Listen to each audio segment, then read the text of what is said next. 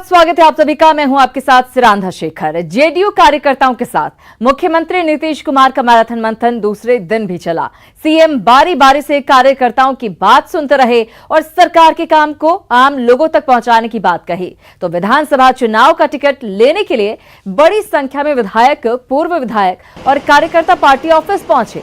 पटना में बारिश के बावजूद कार्यकर्ता ऑफिस के बाहर डटे रहे और नीतीश कुमार से मुलाकात का इंतजार करते रहे।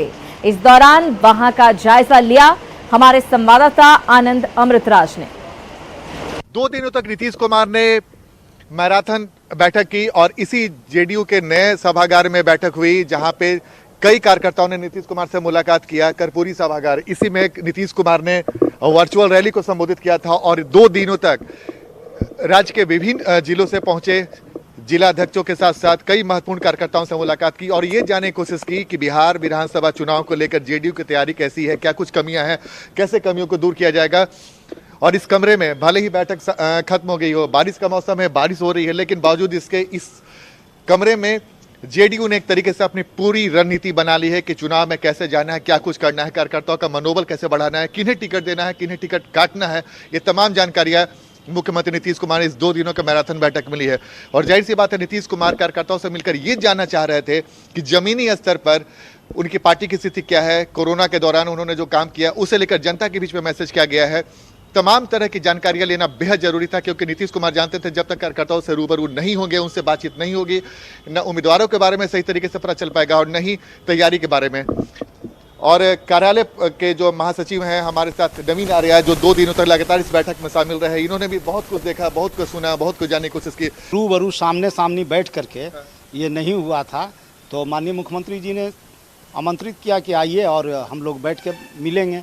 और उन्होंने 2 दिन से कल और आज लगातार मैराथन और एक आदमी का बात उन्होंने सुना और बहुत कुछ जानकारियां मिली होगी, क्या कुछ कमियां हैं, कैसे कमियां नहीं, हमारे सारे वर्कर जो है संतुष्ट हैं।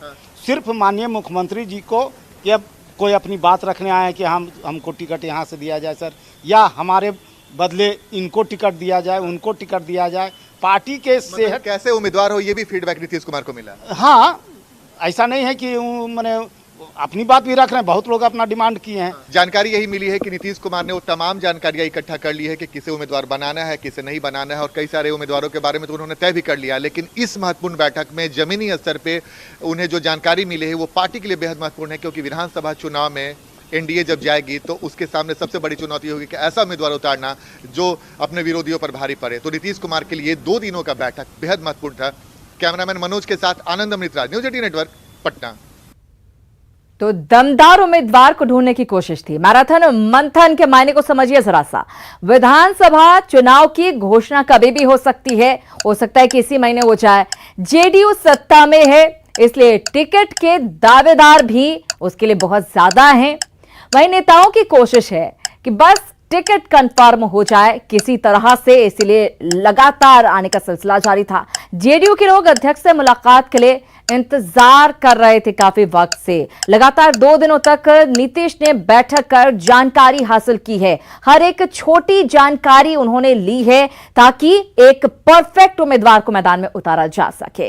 इधर मुख्यमंत्री नीतीश कुमार एलजेपी अध्यक्ष चिराग पासवान की नाराजगी को ज्यादा भाव देने को तैयार नहीं दिख रहे। कार्यकर्ताओं के साथ बैठक के बाद जब नीतीश कुमार बाहर निकले तो पत्रकारों ने उनसे चिराग की नाराजगी पर सवाल पूछा। इस पर नीतीश ये कहते हुए निकल गए कि इसमें कोई खास बात नहीं है। इससे संकेत यही मिल रहे हैं कि नीतीश चिराग की नाराजगी पर ज्यादा ध्यान नहीं दे रहे।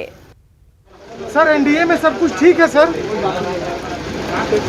एनडीए में सब कुछ ठीक है सर, क्योंकि चिराग पासवान को लेकर कई तरीके की चर्चाएं हो रही हैं। सर एनडीए में सब कुछ ठीक है सर एनडीए में सब कुछ ठीक है सर, क्योंकि चिराग पासवान को लेकर कई तरीके की चर्चाएं हो रही हैं। तो चिराग पासवान को लेकर नीतीश कुमार से सवाल किया जाता है, वो कहते हैं कोई खास बात नहीं। अब एलजेपी को भाव नहीं देने का मतलब आखिर क्या है, ये समझिए। चिराग लगातार नीतीश के खिलाफ बयान दे रहे हैं। आपने सुना भी होगा बीते दिनों, लेकिन नीतीश कुमार इस पर बिल्कुल भी भाव देने के मूड में नजर नहीं आ रहे। यहां तक कि चिराग मुद्दे पर नीतीश बात भी नहीं कर रहे। चिराग की कोशिश दरअसल ये थी कि दबाव बनाया जाए, दबाव बनाकर अपनी बात मनवा ले। यहां तक कि कार्यकर्ताओं की बैठक में नीतीश ने इसको लेकर कोई चर्चा तक नहीं की है। यानी कि नीतीश कुमार चिराग पासवान को किसी भी तरह से, एलजेपी को किसी भी तरह से भाव देने के मूड में नजर नहीं आ रहे हैं। इधर आरजेडी की बात करें तो आरजेडी के टिकट के लिए कार्यकर्ता पार्टी ऑफिस के बजाय राबड़ी आवास पहुंच रहे हैं और अपने नेता के लिए प्रदर्शन कर रहे हैं। सभी तेजस्वी से मिलकर आश्वासन लेना चाहते हैं और जमकर नारेबाजी हो रही है।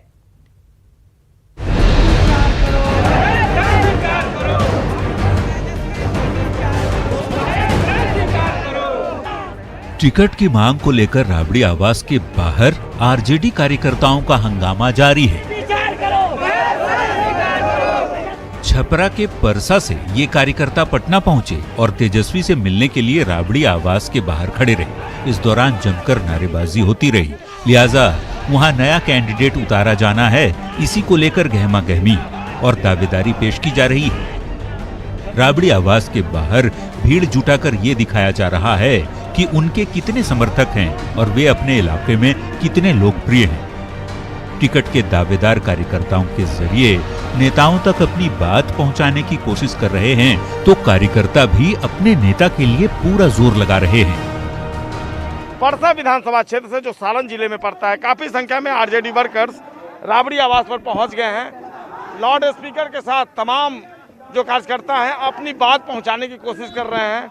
तेजस्वी यादव तक उनकी बात पहुंचे, भर तक ये कोशिश जारी और काफी संख्या में, सैकड़ों की संख्या में ये कार्यकर्ता हैं। एक हुजूम है आरजेडी वर्कर्स का। आप देखिए राबड़ी आवास के सामने चारों तरफ ये आरजेडी वर्कर्स फैले हुए हैं और एक मांग लेकर पहुंचे हैं तेजस्वी यादव के पास।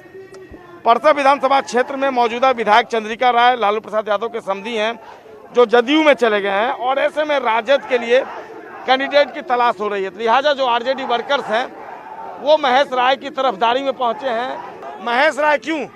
महेश राय इसलिए कि पूरा नौजवानों का मांग है कि परसा में हमें परिवर्तन चाहिए। जो राजद में आए हुए छोटे लाल जी हैं, उस 10 साल विधायक रह गए हैं, उनका क्रियाकलाप सब कोई जान गया है। दरअसल परसा सीट से आरजेडी की प्रतिष्ठा दांव पर लगी है। 2015 में परसा से आरजेडी की टिकट पर लालू के समधी चंद्रिका राय जीते थे, लेकिन पाला बदलकर अब वे जेडीयू के खेमे में चले गए हैं। अब आरजेडी को अपनी सीट बचानी है तो कार्यकर्ता भी पूरा जोश दिखा रहे हैं। सबकी अपनी अपनी दावेदारी है। साथ ही नेताओं को ये संदेश भी दिया जा रहा है कि टिकट उसी को दिया जाए जो इलाके में लोकप्रिय है। तेजस्वी जी यदि टिकट दे दिए तो ठीक है, अगर नहीं टिकट दिए उसके बावजूद भी महेश राय को हम लोग विधानसभा भेजेंगे, निर्दलीय जिता करके भेजेंगे। आप आरजेडी वर्कर जी आरजेडी जी जी, लेकिन चाह रहे हैं कि टिकट उसी को मिले जो आप चाहें। जी हम नहीं चाहें, पब्लिक जो चाहे। इनका साफ दावा है कि आप क्षेत्र में सर्वे करा लें और जो नेता सर्वे में अव्वल आते हैं टिकट उन्हीं को दें। और इनका दावा है कि महेश राय हर हाल में सर्वे में आगे आएंगे और अगर तेजस्वी यादव इनकी बातों को नहीं सुनते हैं तो ये महेश राय को हर हाल में जिताकर विधानसभा भेजेंगे। आरजेडी को अगर मुखालफत आरजेडी की करनी पड़े तो ये करेंगे, आरजेडी वर्कर्स होते हुए भी, लेकिन ये हर हाल में महेश राय का टिकट चाहते हैं 121 परसा विधानसभा क्षेत्र से। कैमरा पर्सन मनोज के साथ संजय कुमार, न्यूज 18 पटना। और सिर्फ छपरा के परसा से ही नहीं बल्कि राबड़ी आवास के बाहर कई जिले से नेता और कार्यकर्ता पहुंच रहे हैं। कोई प्रत्याशी बदलना चाहता है तो कोई खुद के लिए टिकट चाहता है। लालू, राबड़ी और तेजस्वी की आवास पर काफी गहमा गहमी है। बारिश के बीच समर्थकों का हंगामा भी जारी है। जायजा लिया हमारे संवाददाता अमरजीत शर्मा ने। आप देख सकते हैं तेजस्वी से मिलने के लिए यहाँ भारी संख्या में समर्थक मौजूद हैं और घेराव किए हुए हैं। बारिश हो रही है उसके बावजूद लोग यहाँ मौजूद हैं।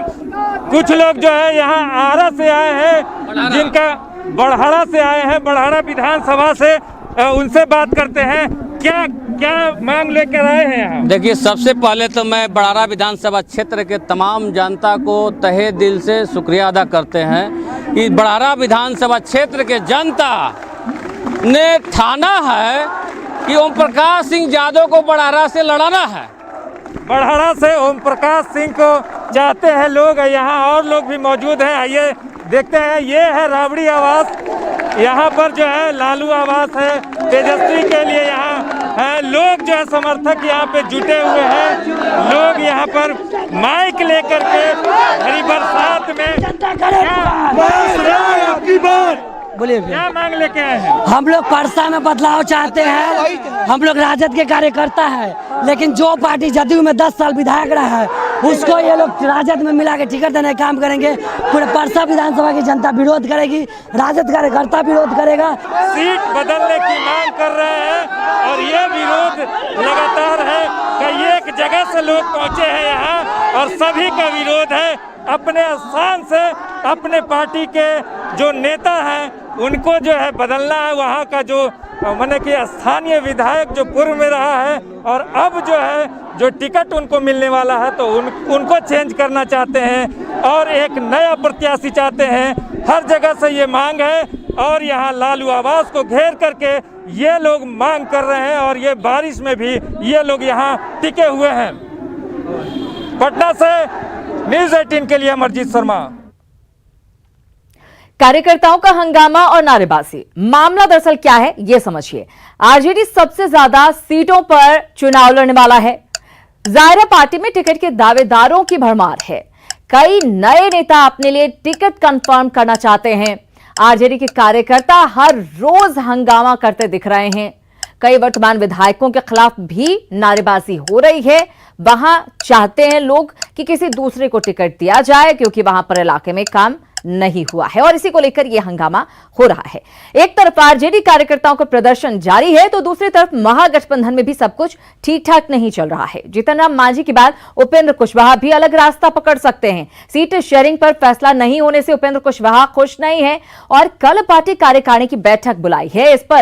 इस खबर पर जीतन राम मांझी ने कहा कि जो हमारे साथ हुआ वो आरएलएसपी के साथ हो रहा है। हालांकि वीआईपी का रुख अभी बीच बचाव वाला है, लेकिन आरजेडी का कहना है कि लोकतंत्र में सभी स्वतंत्र हैं।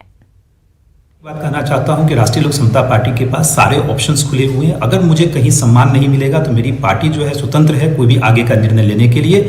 और बहुत जल्दी हम लोगों की राष्ट्रीय कार्यकारिणी, प्रदेश कार्यकारिणी, जिला कार्यकारिणी की मीटिंग होनी है जहां हम लोग डिटेल में इस बात को रखेंगे और हम लोग आपस में डिस्कस करेंगे कि आगे क्या करना है। क्या माना जाए कि कल आप लोगों की जो कार्यकारिणी की बैठक है उसमें बहुत सारी चीजें तय हो जाएंगी?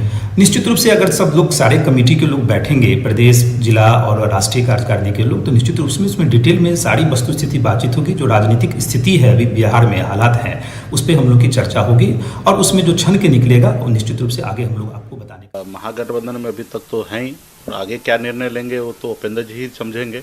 बाकी हम लोग तो जनता का फिक्र करते हैं कि जनता के लिए हम लोग न्याय करें, उनके लिए लड़ाई लड़ें। महागठबंधन में जब भी कुछ तय हो तो सभी लोगों के घटक दलों के राय लेकर के हो। तो ये राय तो राजद के लोग मानने को तैयार नहीं है। आज भी उनके प्रवक्ता बोलते हैं कि बिहार के जनता मान लिया है कि तेजस्वी बिहार का मुख्यमंत्री होने वाला है। देखिए सब लोग स्वतंत्र हैं भाई, हमारी नीयत और नीति दोनों स्पष्ट है। हमने सभी सहयोगियों का सम्मान किया है।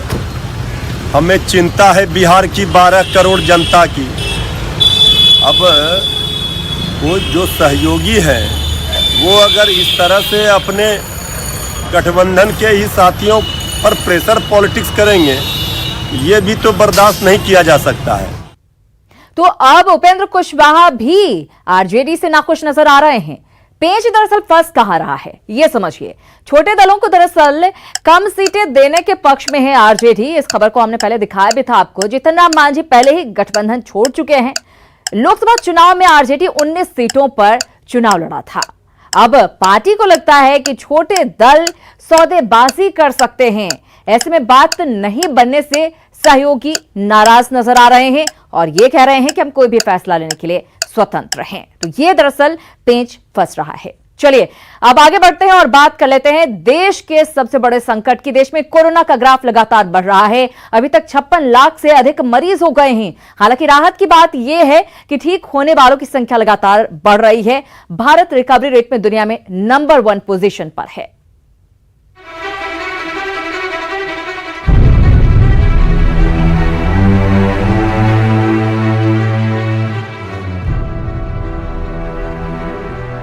कोरोना संक्रमण देश में लगातार बढ़ रहा है। लॉकडाउन खुलने के बाद मरीजों की संख्या में हर दिन इजाफा हो रहा है। अमेरिका के बाद भारत दुनिया का दूसरा सबसे संक्रमित देश पहले ही बन चुका है। लेकिन सबसे अच्छी बात यह है कि यहाँ रिकवरी रेट अन्य देशों की तुलना में अधिक है। इसके साथ ही वायरस से सबसे कम मौत भी हुई है। दरअसल भारत में 10 लाख में 64 लोगों की ही मौत हो रही, जबकि यूके और ब्राजील में इससे 10 गुना ज्यादा लोग जान गंवा रहे हैं। भारत में 90,000 से ज्यादा लोगों की मौत कोरोना के चलते हो चुकी है, जो आबादी के अनुपात में दुनिया में सबसे कम है। अगर देखा जाए तो कोरोना का ग्राफ हर दिन बढ़ रहा है। पिछले एक दिन में 80,000 से ज्यादा कोरोना मरीज मिले हैं, जबकि 1,000 से ज्यादा लोगों की मौत हो चुकी है। वैसे देखा जाए तो देश में कोरोना संक्रमित मरीजों की संख्या 56 लाख के पार पहुंच चुकी है। वहीं अब तक कोरोना से 90,000 से ज्यादा लोग मौत के गाल में समा चुके हैं, जबकि 45 लाख से ज्यादा मरीज कोरोना को मात दिए हैं। फिलहाल देश में 9 लाख से अधिक एक्टिव मामले मौजूद हैं।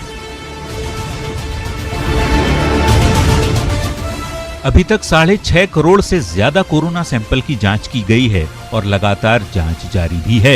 लाजमी है कि आने वाले दिनों में कोरोना मरीजों की संख्या में भी इजाफा देखने को मिलेगा, इससे इनकार नहीं किया जा सकता।